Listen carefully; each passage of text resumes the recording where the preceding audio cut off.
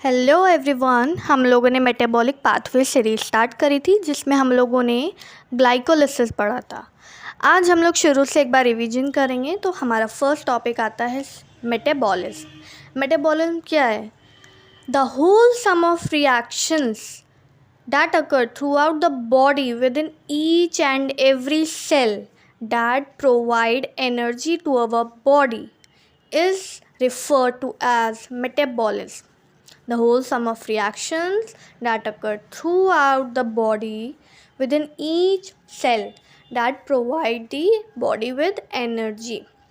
जितनी भी रिएक्शंस हमारी बॉडी के हर एक सेल में हो रही हैं जो हमारी बॉडी को एनर्जी प्रोवाइड करती हैं उन्हें हम लोग मेटाबॉलिज्म कहते हैं। नेक्स्ट आता है सेलुलर रेस्पिरेशन। तो सेलुलर रेस्पिरेशन क्या है? ये एक तरीके का मेटाबॉलिक प्रोसेस है that occurs in cell to convert chemical energy from nutrients into ATP, adenosine triphosphate. Cell to convert chemical energy from nutrients into ATP. जो भी हम लोग डाइट लेते हैं उससे हमें न्यूट्रिएंट्स मिलते हैं जिसकी केमिकल एनर्जी किस में कन्वर्ट होती है? ATP. This is cellular respiration. Yes, बात आती है metabolic stages of cellular respiration की। किसकी? Metabolic stages of cellular respiration. Cellular respiration. Okay, the reactions of cellular respiration can be grouped into three stages: glycolysis, citric acid cycle, electron transport chain. Glycolysis is already done in the previous video. Already done. After glycolysis, there is citric acid cycle, जिसे हम लोग TCA cycle या फिर Krebs cycle भी कहते हैं। But glycolysis और citric acid cycle के बीच में एक लिंक रिएक्शन होती है जिसमें पायरुवेट एसिटाइल CoA में कन्वर्ट होता है। आज हम लोग वही पढ़ेंगे। अभी यहाँ देखते हैं क्या कह रहा है। Glycolysis occur in cytoplasm of both eukaryotic and prokaryotic cell. Glycolysis कहाँ होता है? साइटोप्लाज्म में। यूकैरियोटिक और प्रोकैरियोटिक सेल दोनों के साइटोप्लाज्म में। अभी साइटोप्लाज्म क्या होता है? Cytoplasm is the liquid portion of the cell. This all liquid portion is known as cytoplasm. Glycolysis का हो रहा है साइटोप्लाज्म में। This is a prokaryotic cell, ये साइटोप्लाज्म है इसका। This is the fluid portion of the cell which is also known as cytosol. Yes, then next आता है हमारा फेट ऑफ पायरुवेट। पायरुवेट का फेट क्या है? इट मीन्स पायरुवेट आगे चल के क्या करेगा? अब पायरुवेट के पास दो कंडीशंस हैं। एक तो है एरोबिक कंडीशन। क्या है? Aerobic condition. दूसरी अनएरोबिक कंडीशन। तो इसके पास दो कंडीशंस होती है। Aerobic condition mean presence of oxygen. अगर ऑक्सीजन प्रेजेंट होगा तो पायरुवेट क्या करेगा? एंड दूसरी है अनएरोबिक कंडीशन। अगर ऑक्सीजन एब्सेंट है तो क्या करेगा? प्रेजेंस ऑफ ऑक्सीजन में एरोबिक कंडीशन में पायरुवेट माइटोकॉन्ड्रिया के अंदर एंटर करेगा। कहाँ? माइटोकॉन्ड्रिया। माइटोकॉन्ड्रिया। तो पायरुवेट माइटोकॉन्ड्रिया के अंदर एंटर करके क्या बनाएगा? एसिटाइल CoA बनाएगा। एसिटाइल CoA बनाएगा। उसके बाद एसिटाइल CoA कहाँ जाएगा? TCA साइकिल में एंटर करेगा। यस, और अनएरोबिक कंडीशन में क्या होता है? अनएरोबिक कंडीशन में पायरुवेट लैक्टेट में बदल जाएगा by the help of lactate dehydrogenase. Lactate dehydrogenase enzyme की हेल्प से। और ये ज़्यादातर होता है हमारा मसल सेल्स में क्योंकि वहाँ पे ऑक्सीजन एब्सेंट होता है। यस, देन आता है हमारा the product of glycolysis. Glycolysis का जो प्रोडक्ट है दैट इज पायरुवेट, वो अब कन्वर्ट होगा एसिटाइल CoA में। और क्यों कन्वर्ट होगा? क्योंकि ये सिट्रिक एसिड साइकिल में यूज़ होता है। That's why it will convert into acetyl CoA, then it will be used in citric acid cycle for cellular respiration. ये फेट ऑफ पायरुवेट की ही बात है। अगर ऑक्सीजन प्रेजेंट होगा तो पायरुवेट एसिटाइल CoA में कन्वर्ट हो रहा है जो कि आगे चल के सिट्रिक एसिड साइकिल में जाएगा। किस में? एसिटाइल CoA में कन्वर्ट हो रहा है।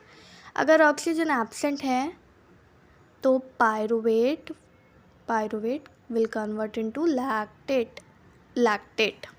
Yes. नाउ अब आते हैं मेन चीज़ पे। आज का हमारा मेन टॉपिक है पायरुवेट डीकार्बोक्सिलेशन, जिसको हम लोग पायरुवेट ऑक्सीडेशन के नाम से भी जानते हैं। पायरुवेट डीकार्बोक्सिलेशन और किस नाम से जानते हैं? Pyruvate oxidation. Pyruvate oxidation link reaction के नाम से भी जानते हैं। लिंक रिएक्शन इसको क्यों कहते हैं? क्योंकि जो पायरुवेट है वो ग्लाइकोलिसिस से मिला है और पायरुवेट से जो एसिटाइल CoA बनेगा वो TCA साइकिल में एंटर करेगा, इसलिए ग्लाइकोलिसिस और TCA साइकिल को लिंक कर रहा है। That's why link reaction. So the pyruvate which was generated during glycolysis in the cytoplasm is now transported across the inner mitochondrial membrane by pyruvate carrier under aerobic condition. Pyruvate carrier क्या है यहाँ पे? Mitochondrial pyruvate complex MPC. This MPC is a protein. What is MPC? MPC is a protein which will work as a pyruvate carrier. Pyruvate को carry करेगा और inner mitochondrial membrane के across लेके जाएगा अंडर एरोबिक कंडीशंस। अब देखते हैं ये हो कैसे रहा है। ये एक हमारा सेल है। ग्लाइकोलिसिस कहाँ हो रही थी? साइटोप्लाज्म में। साइटोप्लाज्म में क्या हो रहा था? ग्लाइकोलिसिस। यस, ग्लाइकोलिसिस कहाँ हो रहा था? ये साइटोप्लाज्म। ये को जूम करके थोड़ा देखते हैं। ये माइटोकॉन्ड्रिया के पास का पोर्शन है। This is the cytoplasm, the fluid portion of the cell, the cytoplasm. Yes, cytoplasm में क्या हो रहा था हमारा? ग्लाइकोलिसिस। ग्लाइकोलिसिस कहाँ हुआ? साइटोप्लाज्म में। देन ग्लाइकोलिसिस का एंड प्रोडक्ट क्या था? पायरुवेट। यहीं पे हमारा पायरुवेट बना था। अब ये पायरुवेट कहाँ जाएगा? माइटोकॉन्ड्रिया के मेम्ब्रेन के अंदर। ये आउटर मेम्ब्रेन है एंड देन ये है inner membrane. Pyruvate mitochondrial membrane के अंदर जाएगा by the help of MPCs। By the help of MPCs। What are MPCs? Mitochondrial pyruvate complex, MPC, mitochondrial pyruvate complex या फिर pyruvate carriers. This MPC will help the pyruvate to enter the mitochondrial matrix. This is the matrix, mitochondrial matrix. Yes. So this was the eukaryotic cell and this is the mitochondria. What is this? Mitochondria. And this blue fluid portion is the mitochondrial matrix. This red marker, what is this? Matrix. Mitochondrial matrix. यहीं पे हमारा pyruvate acetyl CoA में convert होगा। यहीं पे हमारा pyruvate decarboxylation reaction होगा। But ये यूकैरियोट्स की बात है। प्रोकैरियोट्स में साइटोप्लाज्म में ही आगे का प्रोसेस होता है बिकॉज उसमें माइटोकॉन्ड्रिया एब्सेंट होता है। सो रिवीजन करते हैं। पायरुवेट ग्लाइकोलिसिस में बना था। कहाँ? साइटोप्लाज्म में, जो कि अब क्या करेगा? एंटर करेगा माइटोकॉन्ड्रियल मैट्रिक्स के अंदर by the help of MPCs, जहाँ पे वो पायरुवेट एसिटाइल CoA में कन्वर्ट होगा। Yes, this pyruvate will enter the mitochondrial matrix and this will convert into acetyl CoA here. This is mitochondria. Yes, moving forward. Now let's see. This is the reaction given. How pyruvate is converted into acetyl CoA. This is pyruvate. This is coenzyme. CoA coenzyme. Yes, this is converted into this pyruvate with the help of coenzyme is converted into acetyl CoA and with the help of pyruvate dehydrogenase complex. This is very important. Okay, moving forward, the process of converting pyruvate into acetyl CoA is called pyruvate dehydrogenase reaction. Pyruvate decarboxylation का एक और नाम पता चला, pyruvate dehydrogenase reaction. अब ये reaction जो होती है ग्लाइकोलाइसिस और टीसीए साइकिल को लिंक करती है, अभी हमने पढ़ा था। बात करते हैं पायरोवेट डिकार्बोक्सिलेशन रिएक्शन कहाँ होती है, माइटोकॉन्ड्रियल मैट्रिक्स के अंदर होती है। अभी हमने डायग्राम में देखा ऑफ यूकैरियोटिक सेल। अभी हमने जो सेल देखा था वो यूकैरियोटिक सेल था।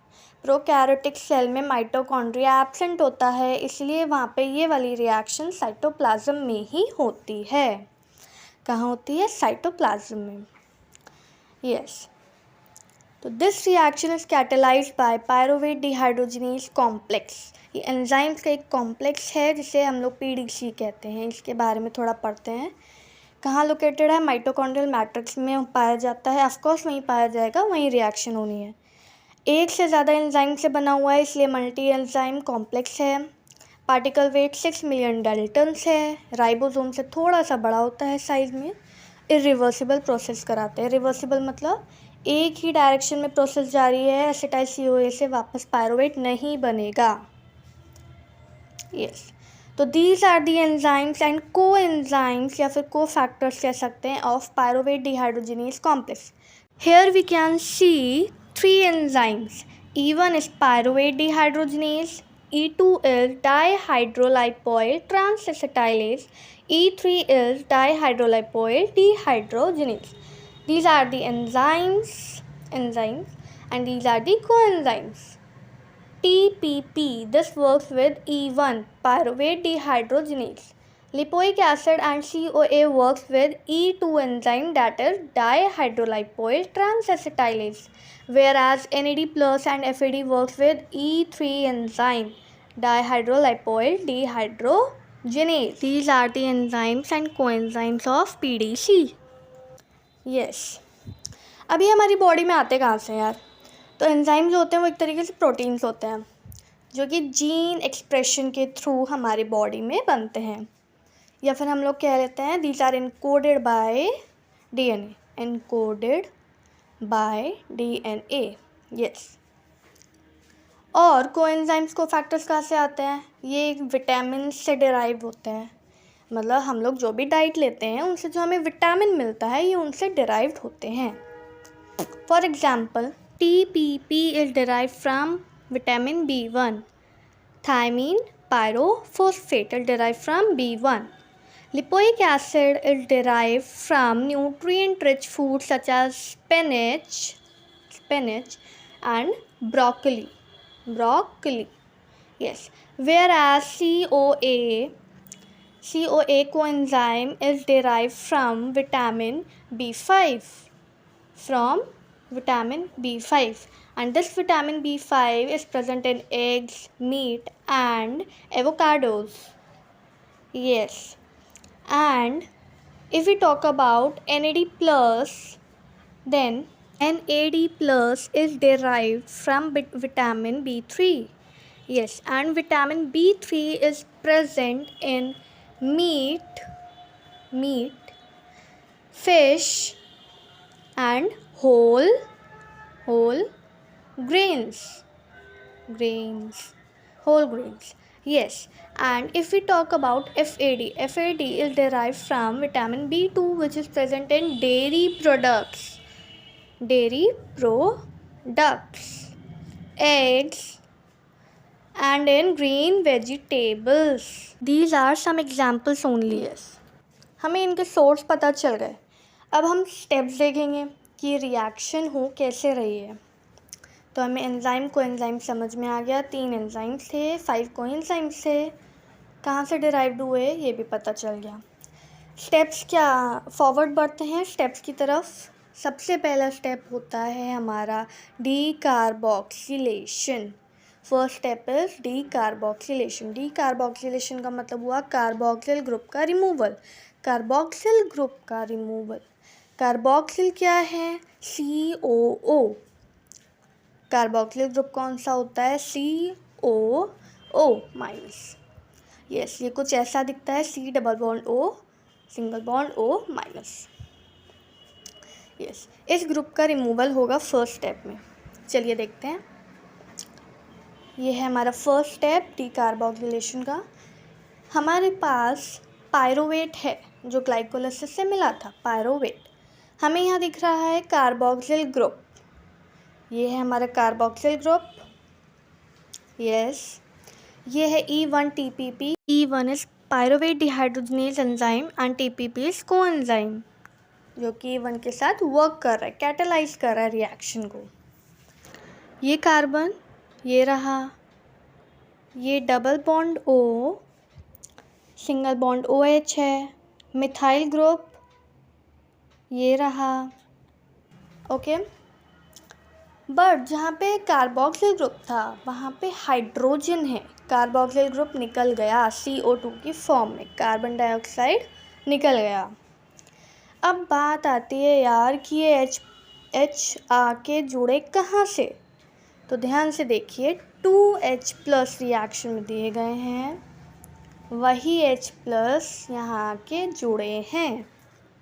और यहाँ देखिए हमारा E1-TPP जो हम लोग जोड़ रहे थे प्लस E1-TPP वो यहाँ आके जुड़ गया है, and this is known as hydroxy ethyl TPP complex. TPP complex क्योंकि TPP जुड़ा है।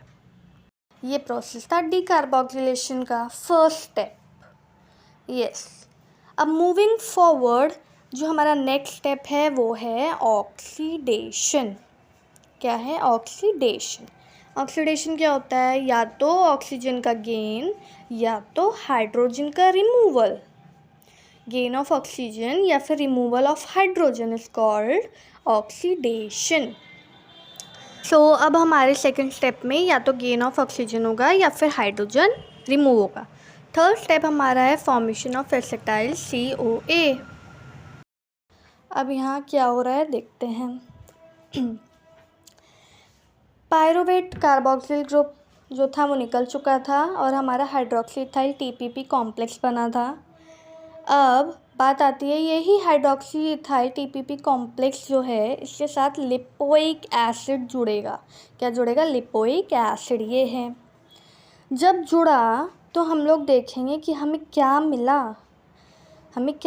हमें मिला एसिटाइल लाइपोएमाइड, यस। अब हम लोग देखते हैं कैसे बना। ये कार्बन, ये रहा, ये OH, डबल बॉन्ड O हो गया, ये मिथाइल ग्रुप, ये रहा। लाइपोइक एसिड यहाँ हमें अटैच दिख रहा है। अब हमने एक चीज़ ध्यान दी कि जो कार्बन से OH ग्रुप जुड़ा हुआ था हाइड्रोक्सी इथाइल TPP कॉम्प्लेक्स में, ये OH अब एसिटाइल लाइपोएमाइड में नहीं दिख रहा है, डबल बॉन्ड O बन चुका है। इट मीन्स हाइड्रोजन रिमूवल हुआ है। और ये देख सकते हैं E1-TPP जो जुड़ा हुआ था वो भी उससे अलग हो गया, डिटैच हो गया। So this is our acetyl lipoamide and this step was oxidation. Now next step में क्या हो रहा है, यही एसिटाइल लाइपोएमाइड जो है इसके साथ CoASH जुड़ेगा। What is CoASH? This is coenzyme. ये इसके साथ जुड़ेगा और क्या बन रहा है आगे? एसिटाइल CoA बन रहा है। अब ये बन कैसे रहा है ये देखते हैं। ये जो हमारा लिपोइक एसिड जुड़ा था ये डिटैच हो चुका है, अलग हो चुका है। अब देखते हैं एसिटाइल CoA कैसे बना। ये कार्बन यहाँ है, डबल बॉन्ड O ये भी है, मिथाइल ग्रुप ये भी प्रेजेंट है एंड इसके साथ जुड़ा है CoASH। This is our acetyl CoA। This step was formation of acetyl CoA। तो first step was decarboxylation, second step was oxidation, third step was formation of acetyl CoA, formation of acetyl CoA. Yes, these were the 3 steps. Yes, कुछ भी पढ़ते time हमें 5 चीज़ें बहुत अच्छे से पता होनी चाहिए। वो 5 चीज़ें हैं कब, क्या, कैसे, कहाँ और क्यों। So what, where, when, how and why. तो हमने क्या किया, पायरोवेट डिकार्बोक्सिलेशन करा। कहाँ किया, माइटोकॉन्ड्रियल मैट्रिक्स के अंदर किया। कब किया, जब पायरोवेट बन चुका था ग्लाइकोलिसिस में, उसके बाद पायरोवेट से हेल्प से किया। हाउ, कैसे किया, 3 स्टेप्स में किया, decarboxylation, oxidation and formation of acetyl CoA। And क्यों किया, क्योंकि वही एसिटाइल CoA अब TCA साइकिल में एंटर करेगा और ATP फॉर्मेशन करेगा, एनर्जी जनरेट होगी।